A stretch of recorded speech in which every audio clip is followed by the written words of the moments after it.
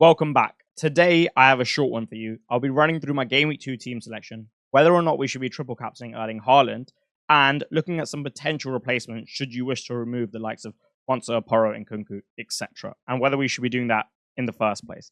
If you could subscribe, that would be greatly appreciated. A lot of you have been supporting but haven't been subscribing, so if you could do that, that would be great. Make sure to like the video, and let's get into it. Now, some of you may notice that it's Liz here, not Fabianski. I ended up making that move, I guess, pretty late, just before the Game Week 1 deadline. I thought I may as well go for the guy with slightly lower ownership just to protect myself from a price drop, and that is something that changed, and that was the only thing that changed. But realistically, it should make absolutely no difference. I've got Sells here.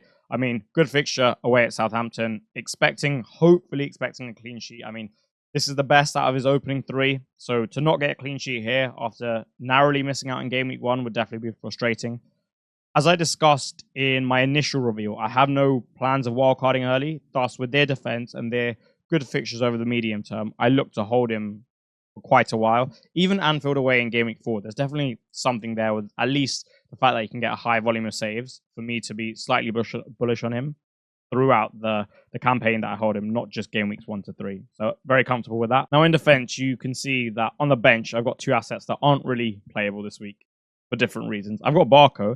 He's not playable because he's just not here anymore. He's obviously gone to Sevilla, and that selection hasn't really worked out. But in terms of selling him, I assume his price will be locked from what I've seen. Thus, he can just sit there. I have now got Quansah. That has been the change to this team. The transfer for this week has been Quansah to Quansah. I enjoy saying. The reason being, I knew that with no Barco in Game Week 4, and the fact that I can't go Son to De Bruyne now, I'm not going to take a hit, right?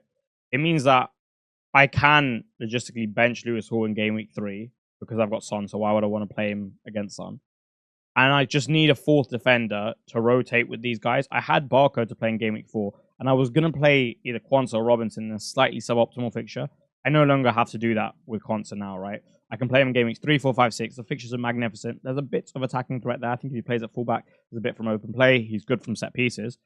And I just really didn't want to take the price drop with my own structure. I think it made a lot of sense, given that I've committed to only having one premium and that too not being Trent, so you can't really take the money out of them and split them and make them two premiums. For me to play it relatively safe, get Quansah, and just proceed from there. Quansah was actually my 15th selection. He was the one that I was umming and ahhing about just before. I was considering going him or Neco Williams. Obviously, it hasn't worked out. And honestly, I think just getting him out of the team and having a much more secure asset with better expected minutes and arguably better fixtures as well is probably the best thing. So I'm seeing it as a blessing in disguise.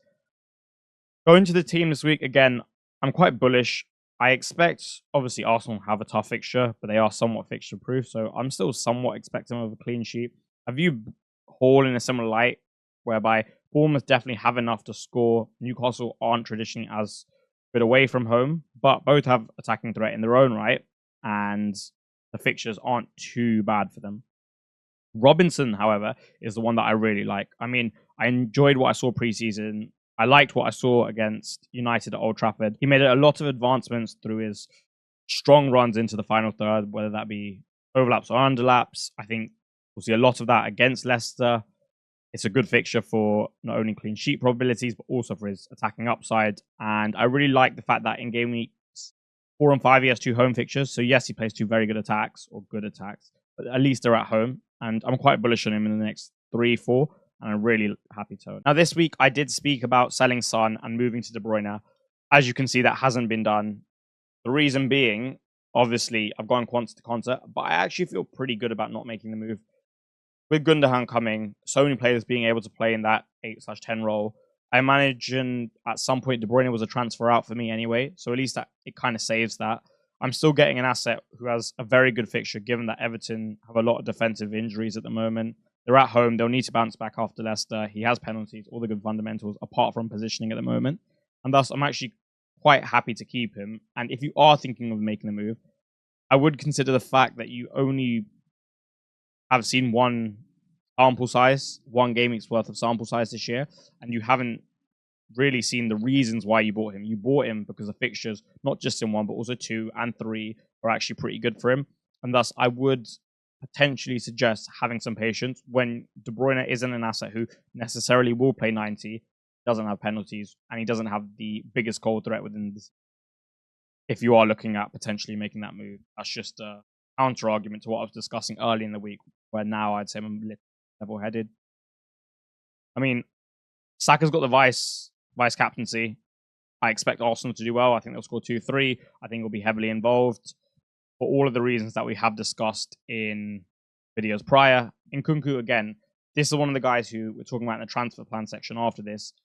He's on the chopping block after this week if he doesn't perform and the minutes don't look good. But I don't think you can justify it when actually the 6.5s aren't that good anymore. It's mainly the 7s and the 7.5s that you'd really be looking at, your Gordon Jerezes. And without an exit route, I would probably just hold for one more week and see what happens.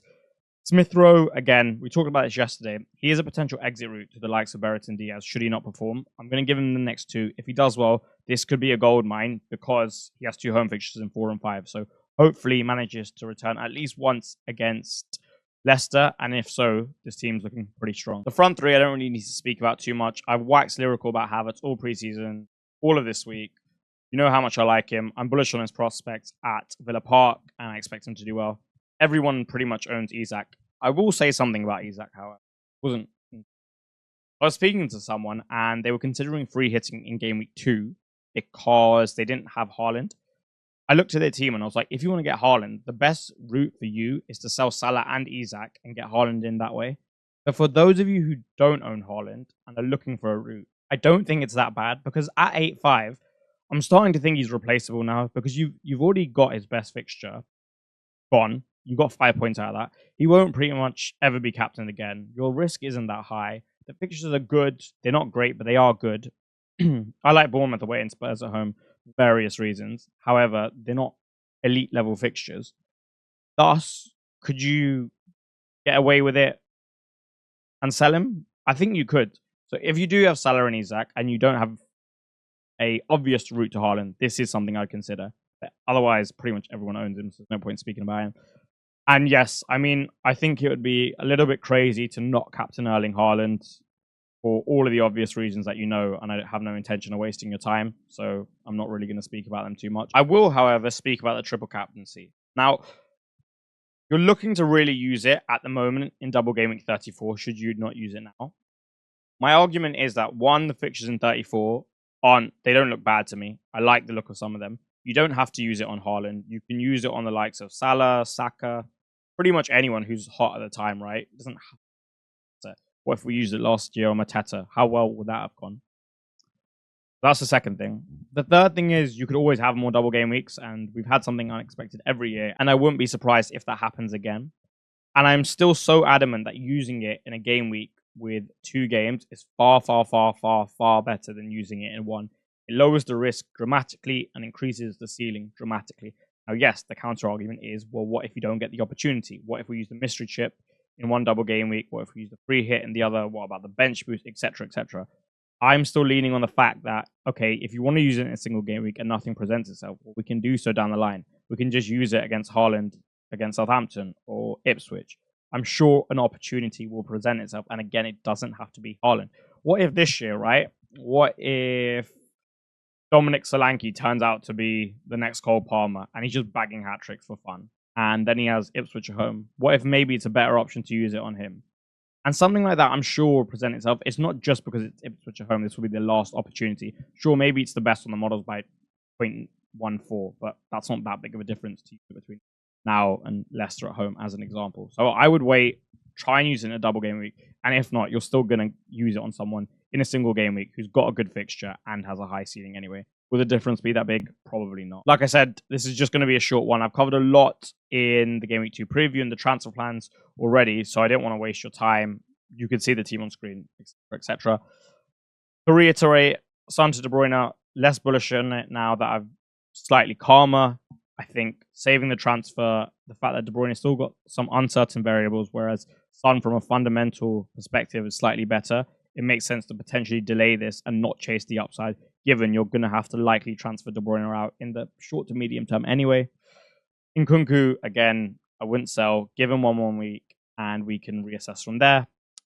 Quansah, if you've obviously got 0.5 in the bank and are willing to make this move, should it suit your structure, by all means go ahead. He's obviously dropped, and I think For a lot of teams who have 2 premium defenders or a very strong back 3 anyway, I don't think it's worth using a transfer. I see it as unnecessary. You can leave him on your bench because you don't really need to rotate as much as someone like myself who has 3 times 4.5s. Poro's been back in training today, and thus I wouldn't really be making that move either. Or at least from the detective work I'm seeing on Twitter, it looks like he's back on trading. And that's about it. Like I said, short one today. I wish you the very best of luck for Game Week 2. I'm expecting it to be really swingy. I would again reiterate, try and get Haaland in your team. I think it could be a little bit ugly if you don't. I also don't think the routes are too difficult, especially the Salah and Isak one I presented. If you could subscribe, that would be greatly appreciated. Thank you so much. Have a wonderful weekend, and I shall see you on the other side. Good luck.